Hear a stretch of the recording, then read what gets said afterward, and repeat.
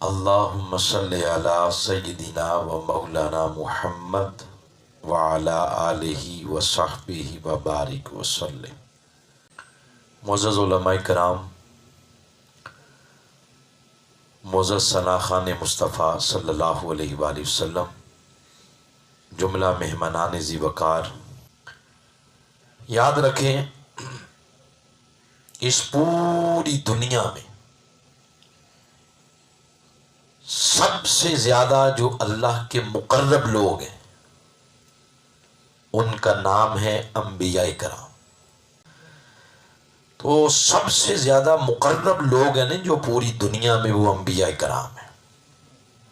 ان کی بڑی شانیں ہیں، بڑی شانیں ہیں۔ ایک شان ان میں سے یہ بھی ہے کہ وہ مستجاب الدعوات ہیں۔ مستجاب الدعوات کا معنی یہ ہے کہ اللہ ان کی سنتا بھی ہے اور سننے کے بعد قبول بھی کرتا ہے۔ مستجاب الدعوات کا یہ معنی ہے، اللہ ان کی دعائیں قبول کرتا ہے۔ تصویر کا پھر ایک رخ یہ بھی ہے کہ سب سے زیادہ مشکلات اور آزمائشیں بھی جن لوگوں پر آئیں وہ بھی یہ انبیاء کرام ہی ہیں۔ سب سے زیادہ آزمائشیں ان پہ آئیں، مگر پھر ہم قرآن میں پڑھتے ہیں کہ جب ان پر آزمائشوں کے آرے چلتے تھے ان آزمائشوں میں بھی انہوں نے شکوے نہیں کیے، شکایتیں نہیں کی۔ ان آزمائشوں اور تکالیف میں یہ صبر اور شکر کرتے تھے اور رجوع کرتے تھے اللہ کی بارگاہ میں۔ سخت سے سخت حالات میں بھی ان کا عزم، ان کا اعتقاد، ان کا اعتماد اللہ کی ذات پہ، ظاہری اسباب نہ ہونے کے باوجود بھی ان کا اعتماد کمال درجے کا تھا۔ اور ان کیفیات کے، عاجزی کی کیفیات میں ڈھل کر وہ پھر اللہ کی بارگاہ میں دعائیں کرتے تھے اور اللہ پھر سنتا بھی اور اللہ پھر قبول بھی کرتا۔ یہ جو ہمارا دنیا کا ایک رسم و رواج ہے نا، کوئی ماڑا وقت آ جائے، آپ کسی سے کوئی روپیے چند مانگ لیں، وہ ناراض ہو جائے گا، آپ کا فون ہی نہیں سنے گا، لفٹ ہی نہیں کرائے گا آپ کو، کہے گا اس نے مجھ سے یہ چیز مانگ لی ہے۔ یہ دنیا کا رواج ہے۔ وہاں کا رواج کیا ہے؟ وہاں کا یہ رواج نہیں ہے کہ آپ نے اللہ سے مانگ لیا تو ناراض ہو گیا، نہیں، وہ ناراض تب ہوتا ہے جب کوئی اس سے نہ مانگے۔ جب کوئی نہ مانگے تو وہ پھر ناراض ہوتا ہے کہ میرے بندے نے مجھ سے کیوں نہیں مانگا۔ گویا اس سے یہ پتا چلا اس کی رحمت تلاش کرتی رہتی ہے کہ کون کس نکر میں بیٹھ کے عاجزی کی کیفیات میں ڈال کے میرے نام کی مالا بھی جھپ رہا ہے اور میرے آگے دست سوال دراز بھی کر رہا ہے۔ اس کی رحمت تلاش کرتی رہتی ہے۔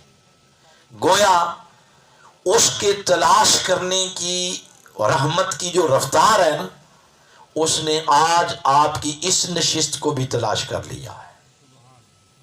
کہاں منگتے بیٹھے ہیں، کہاں سائل بیٹھے ہیں۔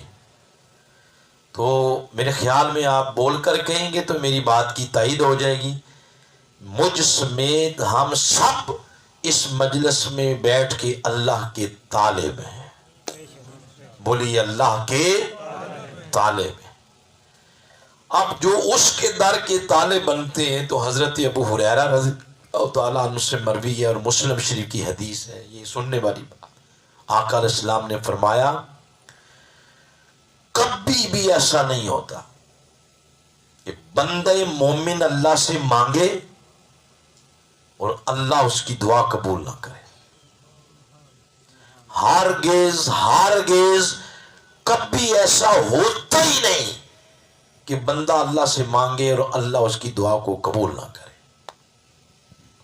یعنی ہر بندے کی دعا قبول ہو جاتی ہے، اس حوالے سے تھوڑی سی غلط فہمی پائی جاتی ہے، میں چاہتا ہوں کہ اس کو تھوڑا دور کریں تاکہ اعتقاد مضبوط ہو جائے اس کی ذات پہ۔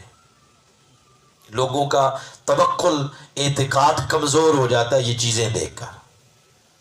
یہ جب بات میں نے آپ کو سنائی ہے تو میں نے اپنی تو نہیں سنائی، میں نے مسلم شریف کی حدیث جس کے راوی حضرت ابو ہریرہ ہیں وہ سنا رہا ہوں۔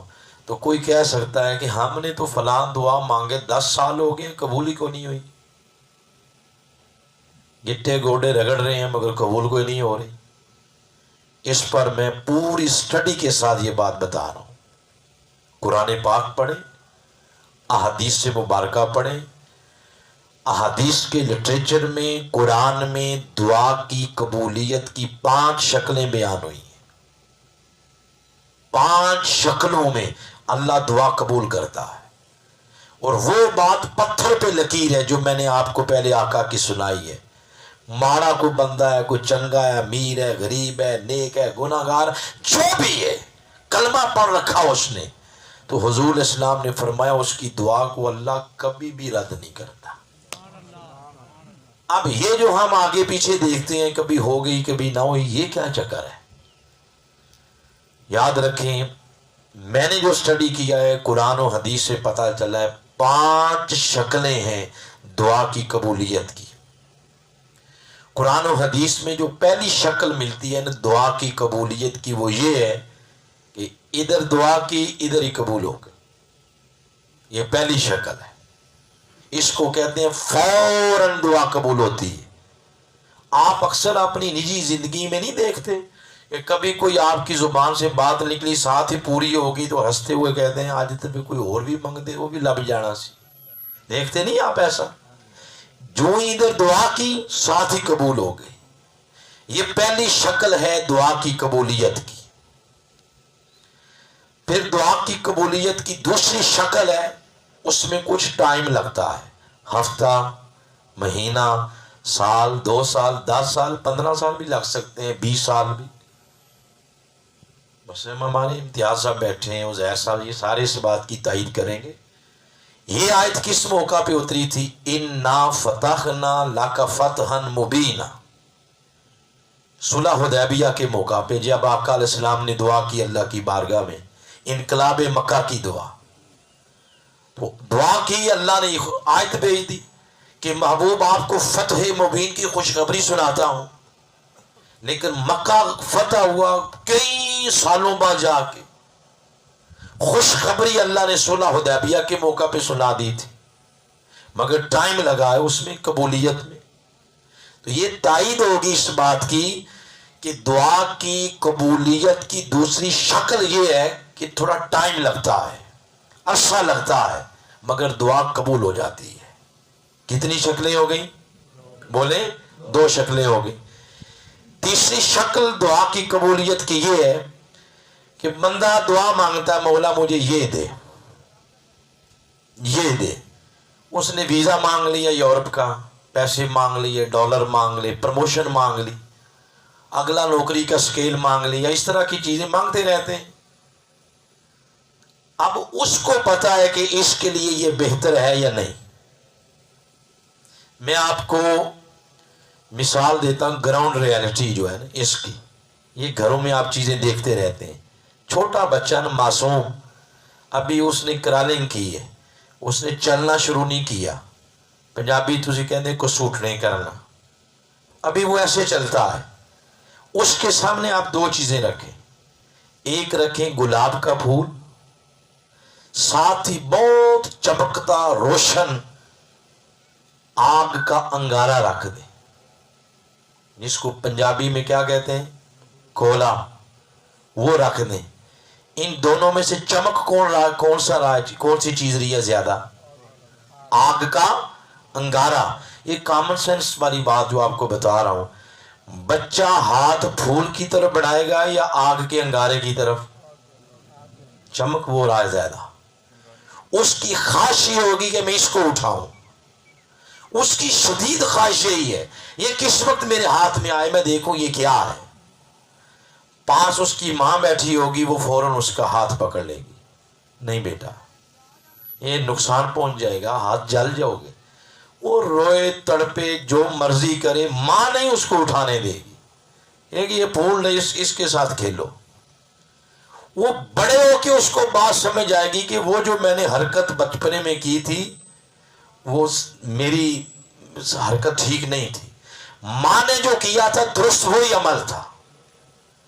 اب آپ دیکھیں بندہ مانگتا ہے مولا یہ دے یہ دے یہ دے، میں تو اس کی بات بتا رہا ہوں جو 70 ماؤں سے بڑھ کے بندے کے ساتھ پیار کرتا ہے، اسے علم ہے، اسے پتا ہے کہ یہ چیز جو بندہ مانگ رہا ہے یہ اس کے حق میں بہتر ہے یا نہیں بہتر۔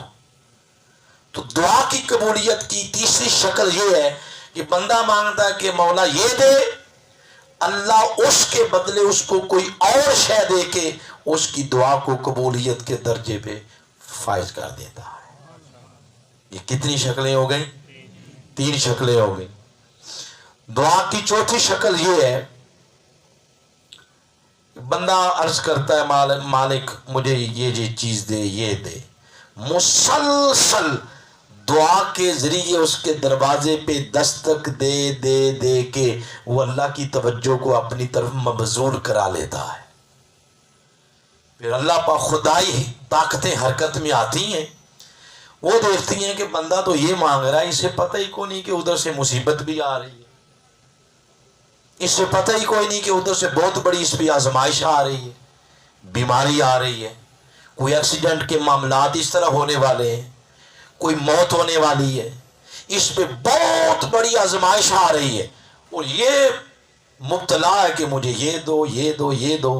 تو کیونکہ اس نے مسلسل دعا سے اللہ کو اپنی طرف مبذول تو کرا لی ہوتی ہے نا توجہ، تو اب اللہ یہ کرتا ہے کہ اس کی مسلسل منت سماجت دعا کی وجہ سے آنے والی مصیبت کو ٹال دیتا ہے۔ اللہ فرماتا ہے فرشتوں چلو اسے وہ تو نہ دو جو مانگ رہا ہے، مگر یہ جو مصیبت آ رہی ہے اس کو اس سے بچا لو۔ تو یہ چوتھی شکل ہوگی دعا کی قبولیت کی۔ آپ دیکھیں دعا ہر صورت میں قبول ہو رہی ہے، فوراً پھر بھی قبول، عرصہ لگا پھر بھی قبول، کوئی چیز کون سی بہتر ہے کون سی نہیں اس شکل میں قبول، مصیبت دور ہو گئی تو اس شکل میں بھی کیا ہو گئی؟ قبول ہو گئی۔ پانچویں اور آخری شکل یہ ہے کہ بظاہر دنیا میں کوئی دعا قبول نہیں ہوتی، بس ایک جو پروسیس ہے دنیا کا اس طرح وہ بندہ زندگی گزار رہا ہے، مگر دعا اس کی کوئی قبول نہیں ہوئی۔ وہ کہاں گئی؟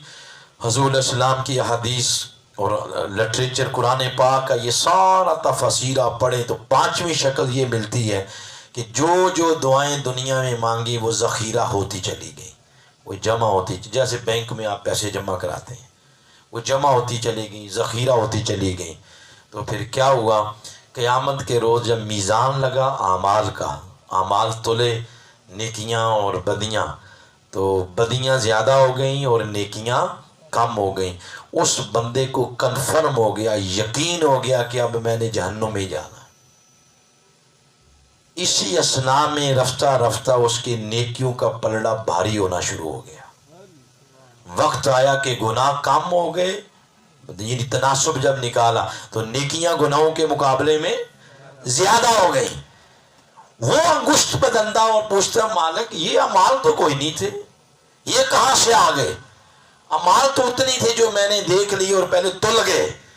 تو پھر اسے اللہ مخاطب کرے گا کہ تو کیا سمجھتا ہے میرے دروازے پہ کوئی دعا کے ذریعے دستک دے تو میں سنتا نہیں ہوں؟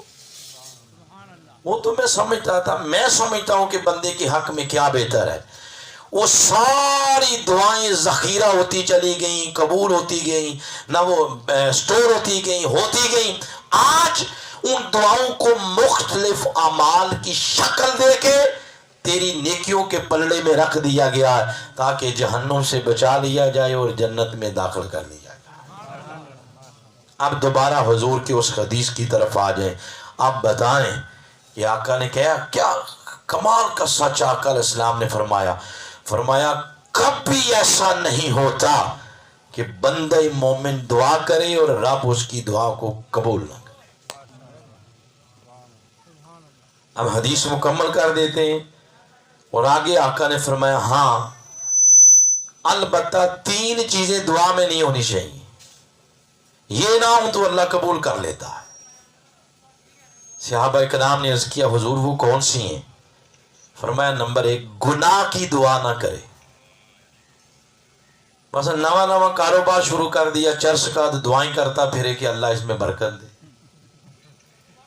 یہ فرمایا ہاں اس دعا کے اندر گناہ کا ذکر نہیں ہونا چاہیے، نمبر 1۔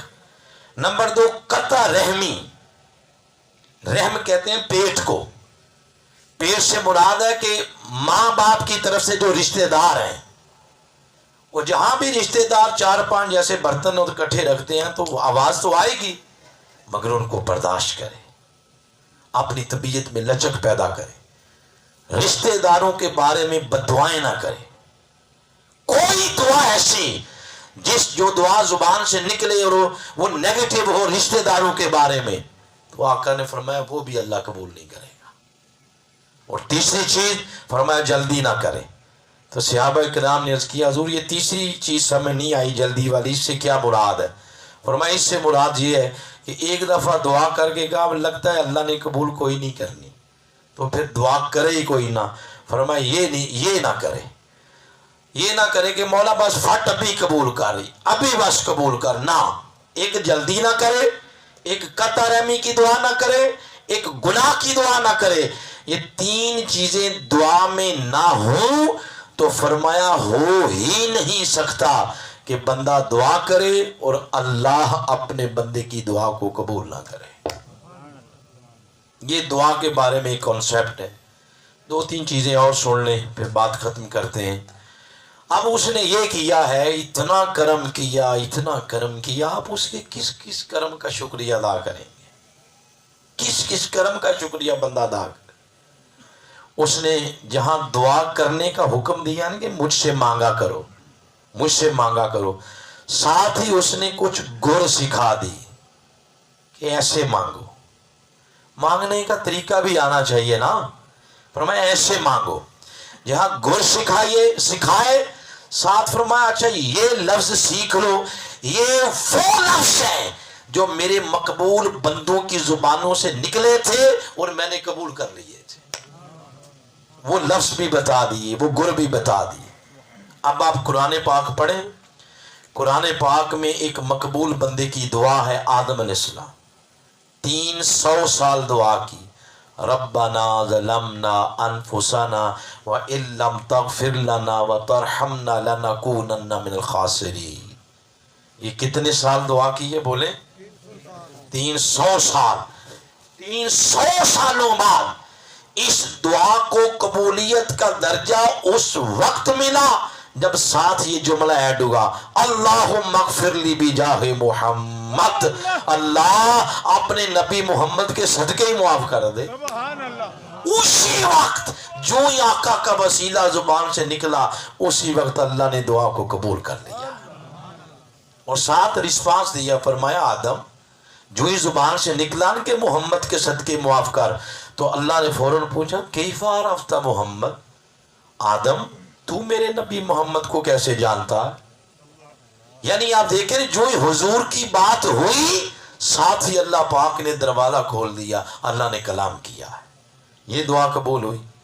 یوسف علیہ السلام کی ایک دعا ہے، سورہ نمبر 12 آیت نمبر 33 ہے۔ زلیخا جب یوسف علیہ السلام کے سامنے کھڑی تھی اور یوسف علیہ السلام کو دعوت دے رہی ہے برائی کی، تو یوسف علیہ السلام نے کیا فرمایا آگے سے؟ قال معاذ اللہ، نہیں مجھے اللہ اپنی پناہ میں رکھے، میں یہ کام کبھی نہیں کروں گا۔ یہ کر کے پھر دل میں ایک دعا مچلی، اللہ نے اس کو قرآن کا حصہ بنا دیا۔ سنیں وہ دعا کی تھی، عرض کرتے ہیں قال رب السجن، قال ربی السجن احب الی مما یدعوننی الیہ۔ باری تعالیٰ جس کام کی طرف یہ مجھے بلا رہی ہے نا، جس کی یہ دعوت دے رہی ہے، میں اس کے بدلے جیل کو ترجیح دیتا ہوں، تو مجھے قید خانے میں ڈال دے، میں اس کی یہ دعوت قبول نہیں کروں گا۔ یہ دعا کی، دعا کر کے تو یوسف علیہ السلام ایسے بند دروازے کی طرف رخ کیا، تو قدرت بھی دیکھ رہی تھی کہ اس کو پتا ہے کہ تالا لگا ہوا ہے، چابی بھی اس کے پاس نہیں ہے، کنڈی لگی ہے، تالا لگا ہے، لیکن اللہ نے جب دیکھا کہ میرے یوسف کا میری ذات پہ اتنا توکل، اتنا اعتماد، اتنا اعتقاد، جو ہی اس تالے کے قریب گئے اپنے نبی کا اعتقاد دیکھ کے اللہ نے بغیر چابیوں کے ہی ایک ایک تالا یوسف کی ذات پہ کھولتا چلا۔ یہ جب اعتقاد دیکھا اس دعا کے اندر، یہ یوسف علیہ السلام کی دعا، جب اللہ سے دعا مانگے تو پھر اعتقاد کے ساتھ مانگا کرے۔ ہمارا طریقہ ہی صحیح نہیں ہوتا، ایسے دعا مانگ رہے ہیں، ایسے ایسے ایسے، ادھر ادھر بھی دیکھ رہے ہیں، ادھر بھی دیکھ رہے ہیں، آگے پیچھے کو خارج کر رہا ہے، کوئی پتہ ہی کو نہیں کس کے آگے ہاتھ پھیلایا ہوا۔ کبھی آپ یہ تصور کریں نا، جب بندہ دعا مانگتا ہے نا، تو سب سے بڑی طاقت اللہ کے ساتھ بندہ جڑ جاتا ہے۔ جب بندہ دعا کرتا ہے اس لامتناہی طاقت کے ساتھ بندہ جڑ جاتا ہے۔ تو دعا مانگتے ہوئے اتنی بے رخی کہ نہ یہ پتا کہ ہاتھ کیسے کھڑے کیے ہیں، مانگنا کیا ہے، لفظ کیا ہے، نہ ایک پوری کیفیت میں ڈال کے اس کی بارگاہ میں ہاتھ پھیلا۔ پھر دعائیں ہیں، موسیٰ علیہ السلام کی دعا ہے، انہوں نے عرض کیا تھا باری تعالیٰ میں بات کرتا ہوں میری زبان تھتھیاتی ہے، تو کرم کر، قال رب اشرح لی صدری ویسر لی امری واحلل عقدۃ من لسانی یفقہوا قولی۔ تو اللہ پاک نے یہ دعا ان کی قبول کر لی۔ پھر حضرت ابراہیم علیہ السلام کی دعائیں، یہ ربی جعلنی مقیم الصلاۃ، یہ انہی کی دعا ہے۔ اور یہ جو ہم نماز کے اندر والدین کے لیے دعا مانگتے ہیں نا، ربنا وتقبل دعا، ربنا اغفر لی والدی، مولا میرے والدین کی بخشش فرما، مغفرت فرما، یہ دعا بھی حضرت ابراہیم علیہ السلام کی دعا ہے۔ اور آپ دیکھیں اللہ نے والدین کی بخشش اور مغفرت کی دعا اس کو ایسے نظام کے اندر پرو دیا ہے کہ اگر ٹائم نہیں بھی ملا، کوئی دسواں، کوئی چیلم، کوئی ختم، کوئی درود، کوئی اس طرح دعا کرنے کا اسپیسیفک وقت نہیں بھی نکلا، مصروفیت زیادہ ہے، تو اللہ پاک نے اس دعا کو اس بندے کی نماز کا حصہ بنا دیا ہے کہ چلو نہیں ٹائم نکال سکتا بیچارہ، اس کے پاس مصروفیت ہے، ٹائم نہیں نکال سکتا، چلو 5 وقت نماز ہی پڑھتا رہے، اس نماز کا حصہ بنا دیا ہے کہ وہ بندہ اتحیات میں یہ عرض کرتا ہے کہ مولا میرے والدین کی بخشش فرما دے۔ یہ جو بندہ انکار کرتا ہے نا کہ یہ دعا والا سلسلہ کہاں لکھا ہے، پرلے درجے کی جہالت ہے۔ یہ وہی اپنی نماز کو ہی دیکھ لو، وہاں اس نے لکھ دیا جو چیز نماز کے اندر جائز ہو سکتی ہے وہ نماز کے باہر بھی جائز ہو سکتی ہے، باقی یہ طریقے رہے یہ پھر آپ کی استطاعت ہے۔ یہ پھر قرآن و حدیث میں کوئی نہیں لکھا ہوا کہ ٹینٹ لگانا اور ساؤنڈ منگوانا، یہ آپ کی استطاعت ہے۔ ذرا 4 بندے آئیں گے تو ان کو کوئی دھوپ چھاؤں میں تو بٹھانا ہی ہے نا، کوئی 4 بندے آئیں گے، کوئی پانی پلانا، کوئی شیشے کے گلاس میں، کوئی مٹی کے گلاس میں، اس میں آپ ڈھونڈتے پھریں کہ قرآن میں کہاں لکھا ہے۔ تو قرآن اتنی ایسی کتاب نہیں کہ یہ نیچے آ کے یہ چھوٹی چھوٹی نتھو کھرے والی باتیں بتانا شروع کرے، وہ صرف ایک لائن دیتا ہے کہ یہ چیز جائز ہے، یہ ناجائز ہے۔ اب جائز کو سیلیبریٹ کیسے کرنا ہے، وہ تمہارے معاشرے کے رسم و رواج ہیں، ان کے مطابق اس کو سیلیبریٹ کرتے رہو۔ وہ صرف ایک ویژن اور سوچ دے دیتا کہ یہ جائز ہے یا ناجائز ہے۔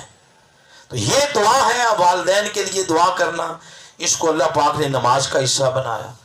پھر یہ دعا بھی ابراہیم علیہ السلام کی ہے، جب انہوں نے وہ کعبۃ اللہ بنا دیا، پھر اللہ کی بارگاہ میں گزارش کی کہ باری تعالیٰ اگر مجھے کوئی مزدوری ہی دینی ہے تو مزدوری صرف یہ ہے کہ مجھے اپنے آخری حبیب نبی محمد کا دادا بنا دے، ان کو میری ذریت میں پیدا کر، تاکہ قیامت کے روز کوئی کسی نام سے بلایا جائے، کوئی کسی نام سے بلایا جائے، جب مجھے بلایا جائے تو مجھے جد محمد یعنی محمد کے دادا کے نام سے بلایا جائے صلی اللہ علیہ وآلہ وسلم۔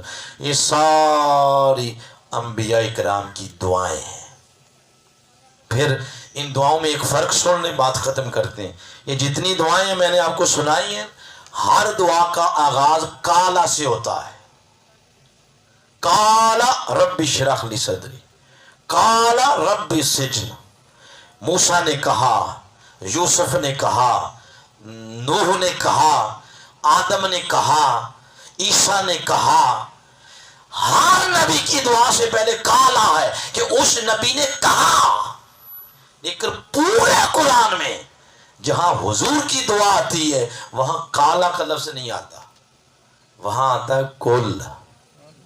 کل کا معنی ہے اللہ فرما رہا ہے محبوب ہر کوئی مانگ رہا ہے، آپ بھی مانگے نا.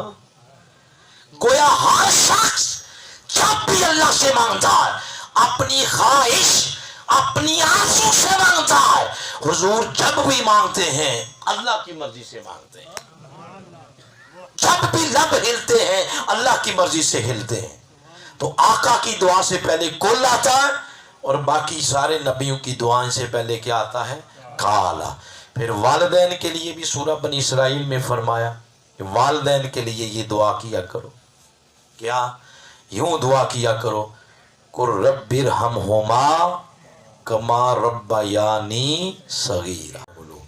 اپنے بچوں کی تربیت اس رستے پر کریں، اس عقیدے کے حصار میں کریں کہ آپ کے جانے کے بعد وہ یہ نہ کہتے رہیں کہ ابا بھی مشرک تھا اور ماں بھی مشرک تھی. یہ جو باتیں ہوتی ہیں، یہ باتیں سارے ویورشپ کے چکر میں ہوتی ہیں.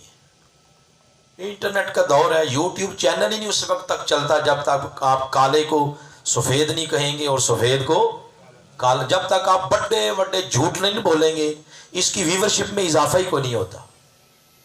یہ پتہ تو اس دن قبر میں جب لگے گا نا، ویورشپ ساری پتہ چل جائے گا جب ساری نکھر کے سفید دن کی روشنی کی طرح حقیقت سامنے آ گئی. تم جھوٹ بولتے تھے اس طرح خود بھی ڈوبے، تجھے بھی سنم لے ڈوبیں گے سنم. پوری عوام کو الو بنا دیا.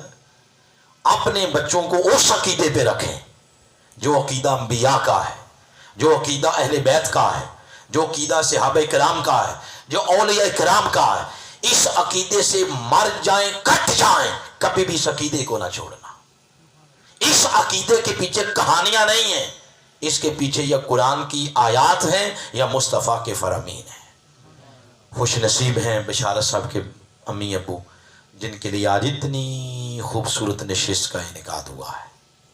میں ان کا شکریہ ادا کرتا ہوں، انہوں نے پھر مجھے دعوت دی اور آج اس طرح پھر دوبارہ ملاقات ہوگی آپ سب کے ساتھ. فکروٹ ہمارا اپنا گاؤں ہے اور آج یہاں آنے کی، ویسے رات میں 12 بجے پشاور سے چلا، 6 بجے میں گجرات پہنچا، پیٹرول پمپ پہ گاڑی کھڑی کی، 3 گھنٹے سیٹ پہ نیند پوری کی، 9 بجے پروگرام میں گیا، وہ ختم کر کے ادھر پہنچا ہوں. اصل میں اس کی ایک ریزن تھی. وہ ریزن یہ تھی کہ میں اصل میں نیندرا ڈالنا چاہتا تھا. کیا بولے؟ نیندرا سمجھتے ہیں کوئی نہیں؟ وہ اس لیے کہ نیندرا وہ ہوتا ہے جو واپس بھی لیا جاتا ہے. میں آیا اس لیے کہ ہم نے واپس بھی لینا ہے. اور نیندرا وہی ہوتا ہے، وہ ظاہر صاحب بتا رہے ہیں کہ جیڑا چڑتل نال واپس کیتا جائے. 500 دیا ہے تو 500 ہی واپس، اس کو نیندرا نہیں کہتے، چڑتل نال. تو آج ہو گیا نیندرا، میں بھی آ گیا. عزیر قادری صاحب ابوالا سے، اشتیاق صاحب، زین صاحب اور ہمارے احتشام صاحب، یہ سارے ساتھی آ گئے. ہماری طرف سے ہو گیا نیندرا. ہم نے لینا ہے چڑتل کے ساتھ 15 نومبر کو بروز جمعۃ المبارک بعد از نماز مغرب بمبر سٹیڈیم میں انشاءاللہ حضور شیخ الاسلام ڈاکٹر محمد طاہر القادری مقدس العالی، آپ کے لخت جگر ڈاکٹر حسین محی الدین قادری، جو اس وقت پوری ورلڈ میں درجنوں ممالک کو معاشی پلان بنا کے دے چکے ہیں، مسلم اور غیر مسلم، جو ماہر اقتصادیات ہیں، معاشیات، 7-8 لوگ ہیں مسلم غیر مسلم پوری دنیا میں، جو پوری دنیا کی معیشت کا ایک پلان بناتے ہیں. ان میں سے ایک نام پوری دنیا میں، ان میں سے ایک نام صف اول کا ڈاکٹر حسین محی الدین قادری ہے.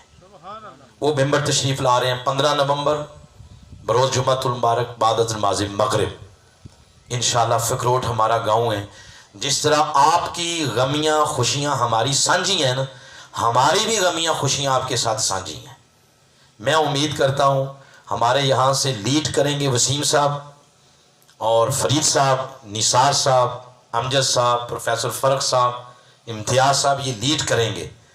اور غفور صاحب تو ممبر سے لیڈ کریں گے، تو نوید صاحب یہ سارے لیڈ کریں گے انشاءاللہ. اس گاؤں کا ایک ایک بچہ، جوان، بہنیں، بھائی، مائیں، بیٹیاں، بزرگ، سب کو دعوت ہے. اس دن آپ آئیں گے، ہمارا کلیجہ بڑا ہوگا کہ آپ ہمارے پیچھے کھڑے ہیں اور آپ ہماری طاقت ہیں. انشاءاللہ امید رکھتے ہیں آپ سے. بہت شکریہ. وما علیہ الا البلاغ المبین.